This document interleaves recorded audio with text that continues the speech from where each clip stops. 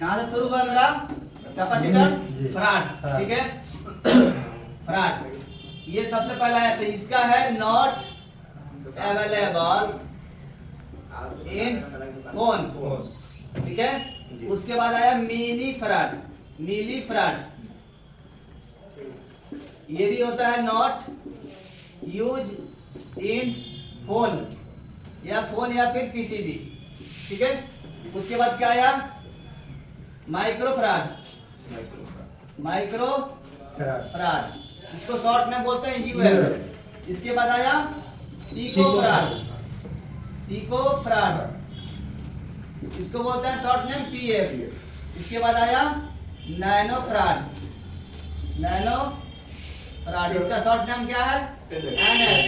ये तीनों होता है एस्केमेटिक कोडिंग, एस्केमेटिक कोडिंग, एस्केमेटिक कोडिंग या कोड कह सकते हो, कोडिंग। ये दो को होता है फ्रॉड और मिली फ्रॉड, हमारे फोन में नॉट यूज, नॉट यूज, ठीक है। बट ये 3 माइक्रो और पिको और nano fraud use in mother phone, use in mother board या पीसीबी। समझ में आ गया इतना? एस्केमेटिक कोडिंग में बस यही चीज़ ध्यान देना पड़ता है कि कौन सा कैपेसिटर माइक्रो फ्राड है, कौन सा कैपेसिटर पिको फ्राड है, कौन सा कैपेसिटर नैनो फ्राड है, और वो कितना वोल्ट का लगा हुआ है, और उसका कैपेसिटी क्या है, उसकी साइज़ क्या है, और वो किस सेक्शन में लगा हुआ है, पैरेलल में लगा है या फिर सीरीज में लगा हुआ है।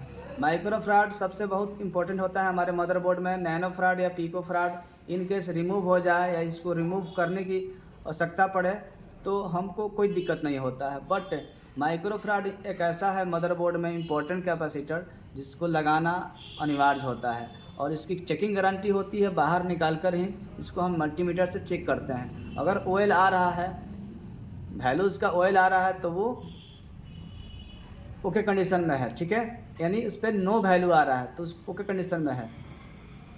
अगर 0 और बीप की आवाज़ साउंड आ रही है तो वो शॉर्ट है, और अप डाउन की वैल्यू आ रही है तो वो लीकेज कंडीशन में होता है। इस टाइप से हमारा कैपेसिटर चेकिंग होता है।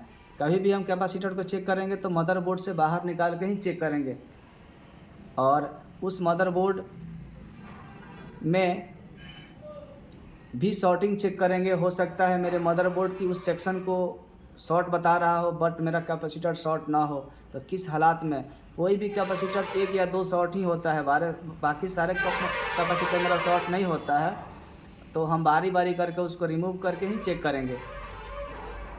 इस हिसाब से हम लोग कोडिंग जानेंगे, स्कीमेटिक से कोडिंग किस हिसाब से मेरा उस डायग्राम में कौन सा कितना पावर का कितना वोल्ट का कैपेसिटर लगाया है, नैनो लगाया है या फिर पिको लगाया है, ETC। ये होती है मेरी कोडिंग, स्कीमेटिक कोडिंग।